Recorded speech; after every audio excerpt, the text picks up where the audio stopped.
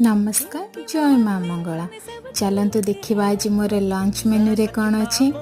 आज अच्छी गरम भात से फिर उसनार देन एठी मु चना आलूर तरकारी करी। चना आमर जमती कला चना मिले एटा धला चनार आजिर माने स्पेशल आइटम थिला नड़िया बरा। एथिरे नड़िया अरुआ चाउल आउ मु किछि चिना बादाम पकई अदा लंका पकई बाटी नहीं भलसे देन ताकू सालो फ्राए कर देइथिली।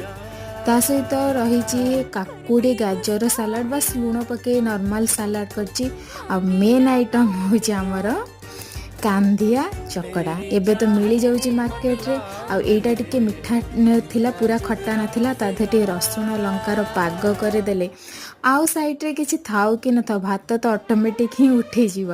को मानन को पसंद एटा निश्चय कहिबे मते।